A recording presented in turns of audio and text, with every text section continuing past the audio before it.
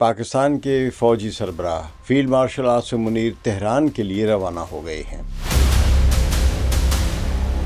شاید پاکستان امریکہ اور ایران کے درمیان کسی بڑے بریک تھرو کے قریب پہنچ چکا ہے۔ مذاکرات جاری ہیں لیکن اعتماد موجود نہیں ہے۔ دونوں فریق رابطے بھی رکھ رہے ہیں اور ایک دوسرے کو دھمکیاں بھی دے رہے ہیں۔ نہ ایران میں رژیم چینج ہوئی، نہ ایرانی ریاست ڈھہ گئی، اور نہ تہران نے اپنی بنیادی اسٹریٹجک پوزیشن چھوڑی ہے۔ اب امریکہ کے پاس اسٹریٹجک آئل ریزروز کا وہ ٹرمپ کا پتا بھی نہیں رہا ہے، یعنی اب کہاں سے تیل لاؤ گے کالیا۔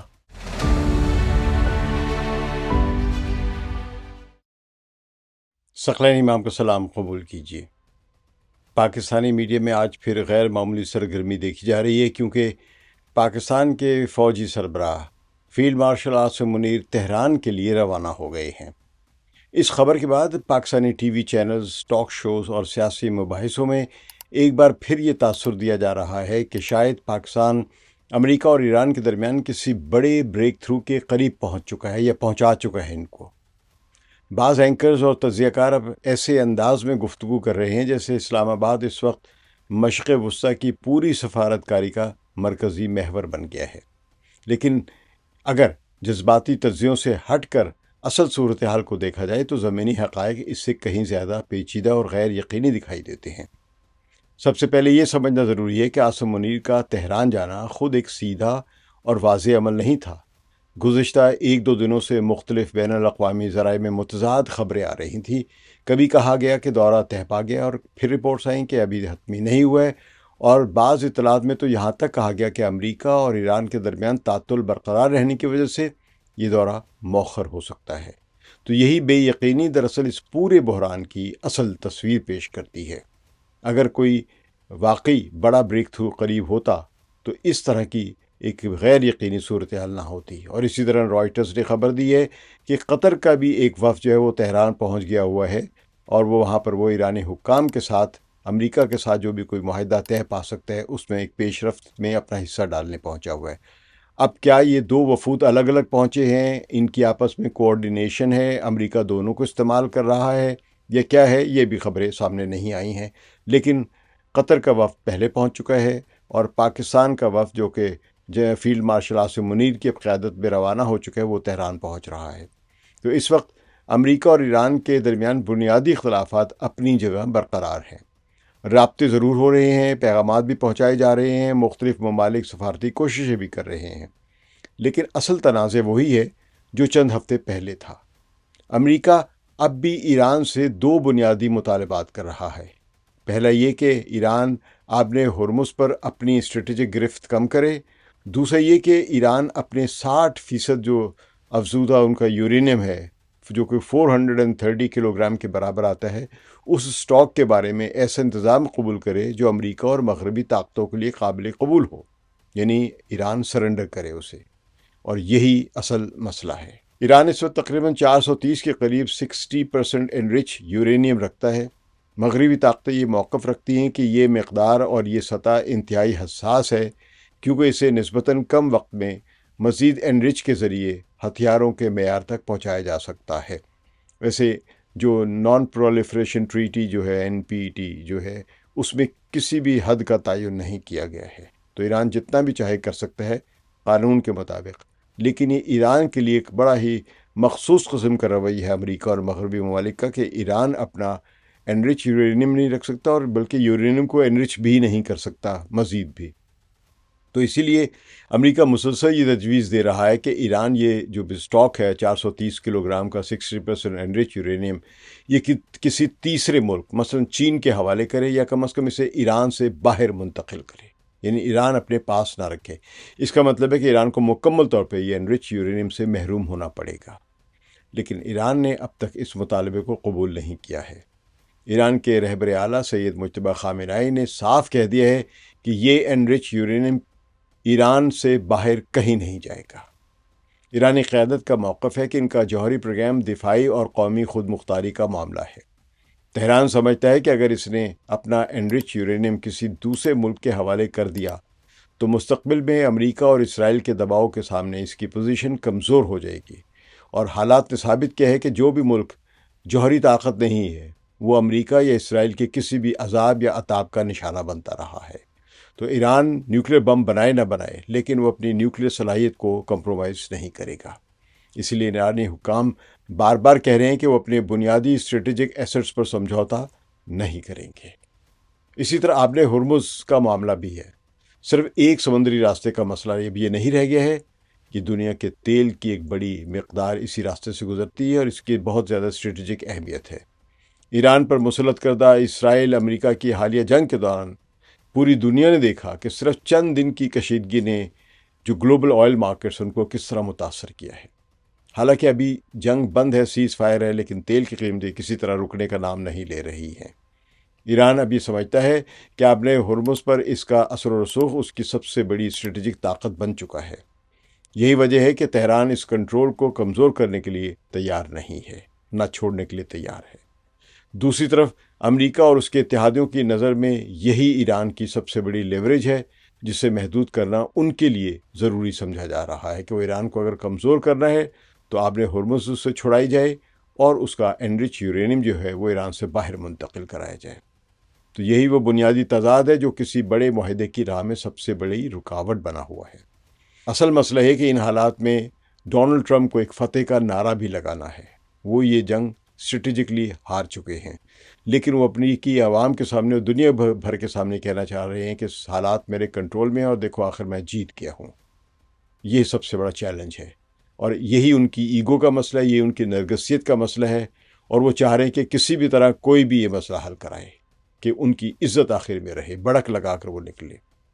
تو پاکستانی میڈیا میں بار بار یہ دعویٰ کیا جا رہا ہے، اور اسی طرح مغربی میڈیا میں بھی بار بار یہ دعویٰ آتا رہتا ہے کہ ڈیل قریب ہے۔ پتہ ایکسیوس میں آ گیا، کبھی ڈونلڈ ٹرمپ کے جو مخالف اخبارات ہیں ان میں بھی آ جاتی ہے، کبھی CBS پہ آتا ہے، کبھی CNN میں آ جاتا ہے، کبھی عرب ممالک کے وہ میڈیا جو کہ حکمرانوں کے قریب ہے وہ بھی یہ کہہ دیتا ہے کہ ڈیل قریب ہے، بریک تھرو ہو رہا ہے، فریم ورک تیار ہے۔ پاکستان نے دونوں ممالک کو قریب کر دیا، یہ پاکستان کا میڈیا بہت کہتا ہے، کیونکہ پاکستان ابھی تک مکمل طور پہ اس کی جو کہانی ہے، یہ نیریٹو جو ہے وہ صرف فیلڈ مارشل عاصم منیر سے شروع ہوتی ہے اور فیلڈ مارشل عاصم منیر تک ہی ختم ہو جاتی ہے کہ بس فیلڈ مارشل نکلے تو مسئلہ حل ہو جائے گا۔ لیکن حقیقت یہ ہے کہ اب تک کسی بھی قابل اعتماد بین الاقوامی ذریعے نے یہ نہیں کہا کہ امریکہ اور ایران اپنے بنیادی اختلافات حل کر چکے ہیں، جو تضاد جو ہے 430 کلو گرام 60% انرچ یورینیم پر اور اسٹریٹ آف ہرمز پہ، یہ بنیادی اختلافات برقرار ہیں۔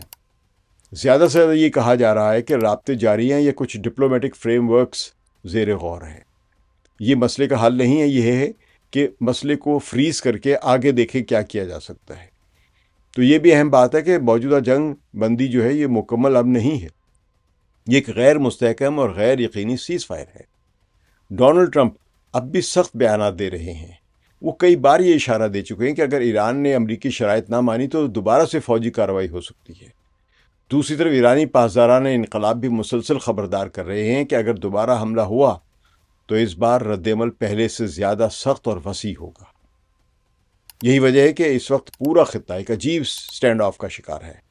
جنگ رکی ہوئی ہے لیکن ختم نہیں ہوئی ہے، مذاکرات جاری ہیں لیکن اعتماد موجود نہیں ہے۔ دونوں فریق رابطے بھی رکھ رہے ہیں اور ایک دوسرے کو دھمکیاں بھی دے رہے ہیں، اور دونوں اپنے اسٹریٹجک ایسٹس یا اسٹریٹجک مفادات پر اپنی اپنی جگہ قائم بھی ہیں۔ عاصم منیر کے تہران جانے کو بھی اسی تناظر میں سمجھنا ضروری ہے۔ پاکستان اس وقت بنیادی طور پر ایک فیسیلیٹیٹر یا انٹرمیڈیری کا کردار ادا کر رہا ہے، یعنی پیغامات پہنچانا، رابطے برقرار رکھنا یا وقتی کشیدگی کم کرنے میں مدد دینا، جو کہ یہی کردار پہلے عمان یعنی سلطنت عمان جو ہے مسقط جس کا دارالخلاف ہے وہ یہ کردار ادا کر رہی تھی۔ لیکن یہ سمجھنا غلط ہوگا کہ پاکستان امریکہ یا ایران میں سے کسی ایک کو اپنی بنیادی پوزیشن بدلنے پر مجبور کر سکتا ہے۔ مسئلہ اس وقت یہ نہیں ہے کہ یہ کون مجبوری ہے، کس کی مجبوری، ایران کی مجبوری ہے یا امریکہ کی مجبوری ہے۔ ایران جنگ لڑنے کے لیے تیار ہے کیونکہ اس کے پاس اب اس کے علاوہ کوئی راستہ ہی نہیں ہے۔ امریکہ چاہتا تو جنگ نہیں لڑ سکتا تھا، اور اب بھی اگر لڑے گا تو اپنی مرضی سے ہی لڑے گا، لیکن اس امریکہ کی مجبوری ہے یا ڈونلڈ ٹرمپ کی مجبوری یہ ہے کہ تیل کی جو فلو ہے آبِ ہرمز سے وہ رکا ہوا ہے کئی دنوں سے۔ 40 دن جنگ میں بھی رکا رہا اور اس کے بعد بھی اب تک یہ بند ہے، یہ 80 دن ہونے والے ہیں۔ تو اب وہ چاہتا ہے کہ تیل کا بہاؤ شروع ہو، کیونکہ جو جنگ کے بعد سے جو اب تک تیل کے بہاؤ میں جو کمی ہے اس کو پورا کرنے کے لیے امریکہ نے دنیا بھر کے اسٹریٹجک آئل ریزروز ہیں وہ ریلیز کیے ہیں۔ 400 ملین بیرل تیل جو ہے وہ ریلیز کیا گیا ہے، جس سے ابھی تک تیل موجود ہے مارکیٹ میں، عالمی مارکیٹ میں، اور وہ حالت نہیں آئی ہے کہ جب ایک قطرے کے لیے جنگیں ہو رہی ہوں۔ تو اس لیے اب امریکہ کی پوری کوشش ہے کہ کسی طرح ایران سے ایک ایسا معاہدہ کرے کہ تیل آبِ ہرمز سے گزر سکے۔ تو ظاہر ہے ایران مضبوط پوزیشن میں ہے۔ تو بہرحال یہ بھی حقیقت ہے کہ پاکستان کی اپنی جغرافیائی اور معاشی جو بھی اس کی ایک سمجھ لیجیے جو حیثیت ہے اس کے اپنے مسائل ہیں۔ تو پاکستان کس حد تک امریکہ پر دباؤ ڈال سکتا ہے یہ ہم سب جانتے ہیں۔ امریکہ کے ساتھ پاکستان کے مالیاتی، عسکری اور سفارتی مفادات جڑے ہوئے ہیں۔ پاکستان IMF جو ہے یعنی اور مغربی طاقتوں کے اثر سے مکمل طور پر آزاد نہیں ہے۔ اسی لیے اسلام آباد واشنگٹن کے خلاف جارحانہ سفارتی پوزیشن اختیار نہیں کر سکتا، البتہ واشنگٹن کے لیے کسی اور ملک کے خلاف جارحانہ پوزیشن اختیار کر سکتا ہے۔ دوسری طرف ایران بھی پاکستان پر مکمل اعتماد نہیں کرتا۔ تہران کو ہمیشہ ہی خدشہ رہتا ہے کہ پاکستان کے امریکہ اور خلیجی ریاستوں کے ساتھ قریبی تعلقات ایران کے خلاف استعمال ہو سکتے ہیں، اور ایسے کئی بار اشارے سامنے آئے ہیں۔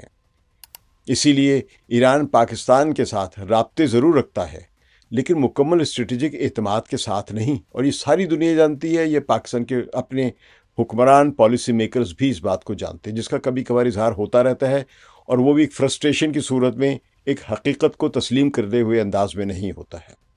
تو پاکستان جسے اپنے ملک کے انرجی کے بحران کے لیے گیس کی ضرورت ہے، یعنی پاکستان کی حالت یہ ہے، وہ تو ایران سے خرید نہیں سکتا ہے، بلکہ پاکستان کی ہمت ہی نہیں ہے، کیونکہ اس کو امریکہ سے اجازت چاہیے، اور امریکہ اجازت نہیں دیتا، تو پاکستان جو ہے جو اس کے اپنے حق میں چیز ہے وہ نہیں کر سکتا۔ تو پاکستان کو جس کی چیز کی سخت ضرورت ہے وہ امریکی پابندیوں کی وجہ سے وہ کر ہی نہیں سکتا ہے۔ تو اس سے پاکستان کی حیثیت کا اندازہ لگانا چاہیے کہ وہ امریکہ کے سامنے مجبور ہے۔ یہی وجہ ہے کہ پاکستان کا کردار محدود ہے، اصل فیصلے واشنگٹن اور تہران میں ہی ہوں گے۔ یہاں ایک اور اہم پہلو بھی موجود ہے جس پر بہت کم بات ہو رہی ہے۔ امریکہ کے اندر خود اس معاملے پر شدید تقسیم پائی جاتی ہے۔ ایک طاقتور پرو وار لابی ہے، وہ یہ سمجھتی ہے کہ ایران کو صرف طاقت کے ذریعے ہی روکا جا سکتا ہے۔ اس حلقے کا خیال ہے کہ اگر ابھی دباؤ کم کیا گیا تو ایران پہلے سے زیادہ طاقتور ہو جائے گا۔ لیکن اس کے برعکس امریکہ میں ایک بڑا اینٹی وار حلقہ بھی موجود ہے، اور خود ٹرمپ کے اپنے ہی حلقے کے اندر ایک ایسا حلقہ بھی جو چاہ رہا ہے کہ جنگ نہ لڑی جائے، کیونکہ 40 روزہ جنگ کے بعد امریکہ کو زیادہ نقصان ہوا ہے اسٹریٹجکلی، اور اگر مزید یہ جنگ پھیلتی ہے تو پتہ نہیں کیا کچھ ہو سکتا ہے۔ تو وہ یہ طبقہ سمجھتا ہے کہ ایران کے خلاف نئی جنگ امریکہ کے لیے انتہائی مہنگی اور خطرناک ثابت ہو سکتی ہے۔ عراق اور افغانستان کے تجربات کے بعد امریکی معاشرہ ایک اور طویل جنگ کے حق میں نظر نہیں آتا ہے، اسی لیے واشنگٹن کے اندر بھی مکمل اتفاق رائے موجود نہیں ہے۔ اسی دوران مغربی میڈیا میں بار بار امییننٹ ڈیل یا نیئر بریک تھرو جیسی خبریں آتی ہیں، ایکسیوس میں یا CNN میں یا العربیہ میں، ان میں یہ خبریں آتی رہتی ہیں، کیونکہ جب بھی جنگ یا امن کی خبریں آتی ہیں تو عالمی مارکیٹ میں سونے کی قیمتیں، اسٹاک مارکیٹ کی قیمتیں، تیل کی قیمتوں میں تبدیلیاں آتی رہتی ہیں۔ تو اس اتار چڑھاؤ سے امریکہ کے جو بڑے بڑے مالیاتی ادارے وہ کھربوں ڈالر کے بھاری منافع کما رہے ہیں۔ تو یہ بھی ہو سکتا ہے کہ ایک اور خبر پھیلائی گئی ہو، کیونکہ آج جمعہ ہے، جمعے کے وقت ایسی خبر پھیلائی جاتی ہے کہ کچھ ہونے والا ہے، تاکہ پیر کو جب مارکیٹس دوبارہ کھلیں تو کچھ نرمی نظر آئے، یا پھر پتہ چلے جنہوں نے پروفٹ کمانا تھا کما لیا، اب جو مرضی جائے، جس کا بھی لاس ہوتا رہے۔ لیکن ان تمام خبروں کے باوجود، اس قسم کی میڈیا مینیپولیشن کے باوجود، اصل حقیقت اب بھی تبدیل نہیں ہوئی ہے۔ ایران نے آبِ ہرمز پر اپنی اسٹریٹجک پوزیشن چھوڑنے کے لیے تیار نظر نہیں آ رہا ہے، نہ اپنا 60% انرچ یورینیم کسی ملک کے حوالے کرنے پر آمادہ ہے، جبکہ امریکہ انہی دو نکات کو بنیادی شرط بنا رہا ہے۔ ایسے میں کسی ملک اور تاریخی معاہدے کی توقع کرنا ابھی قبل از وقت دکھائی دیتا ہے۔ اگر کچھ ہو سکتا ہے تو ایک MOU جیسی پیش رفت ہو سکتی ہے جو حقیقت میں ایک سٹیٹس کو ہی ہوگا، مگر معاملات حل کرنے کا ایک فریم ورک بنا دیا جائے گا تاکہ ڈونلڈ ٹرمپ اسے اپنی ایک قسم کے فتح قرار دے کر جنگ سے باہر نکل سکے، اور آبِ ہرمز سے کچھ تیل کی جو سپلائی ہے یا بہاؤ ہے اس میں اضافہ ہو سکے۔ لیکن بنیادی معاملات پھنسے رہیں گے اور ایران کو محض 2-4 ٹکڑوں پر ٹرخا دیا جائے گا۔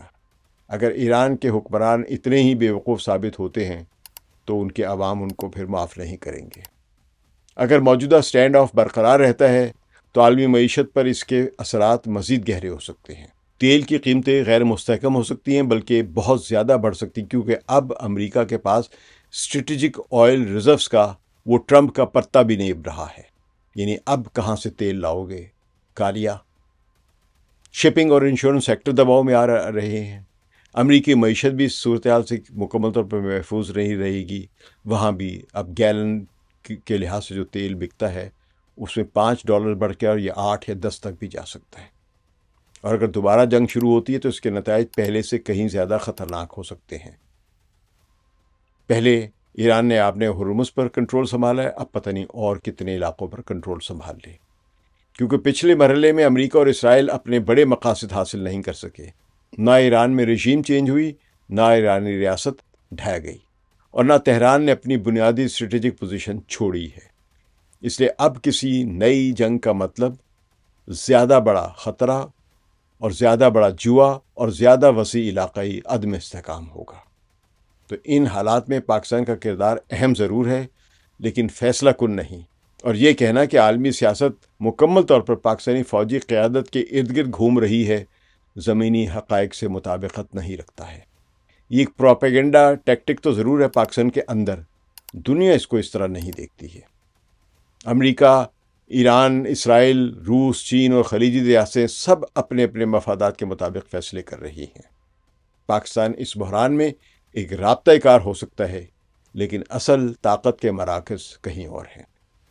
اور جب تک امریکہ آبِ ہرمز اور اپنی انرچ یورینیم کے معاملے پر اپنی پوزیشن تبدیل نہیں کرتا ہے، اس وقت تک کسی بڑے بریک تھرو یا مکمل معاہدے کے امکانات محدود ہی دکھائی دیتے ہیں۔ کیونکہ اس میں سب سے بڑی اہم بات ہے، فرض کیجئے کل کو کوئی ڈیل ہو بھی جائے، وہ ڈیل برقرار کیسے رہے گی؟ بعد میں ڈونلڈ ٹرمپ پھر کیسے بدل سکتا ہے؟ اور جو 2015 میں JCPOA جو ہوا تھا دستخط، اس کے مطابق بھی ایران کو وہ رعایات نہیں ملی تھیں جب تک یہ JCPOA کا معاہدہ برقرار بھی رہتا 2018 تک۔ تو 2015 سے لے کر 2018 تک ایران کو وہ رعایات یا وہ تمام سہولتیں نہیں ملی تھی جس کا اس معاہدے میں ذکر تھا، جو طے پا گئی تھی۔ کیونکہ امریکہ یا مغرب جو ہے ایران سے معاہدہ تو کر سکتے ہیں اپنی سہولت کے لیے، اپنے فائدے اٹھانے کے لیے، لیکن جو ایران کو دینا ہے اس دینے کی ضمانت کون دے گا؟ اس لیے ایران نہ انرچ یورینیم چھوڑے گا، نہ آبِ ہرمز پر اپنا کنٹرول۔ تو ایران یہ سب کچھ کرنے والا نہیں ہے۔ امریکہ کو فیصلہ کرنا ہے کہ وہ نئے حالات کو قبول کرتا ہے یا لا آف جنگل مسلط کرنا چاہتا ہے۔ شکریہ۔ ثقلین امام کو اجازت دیجیے۔ خدا حافظ۔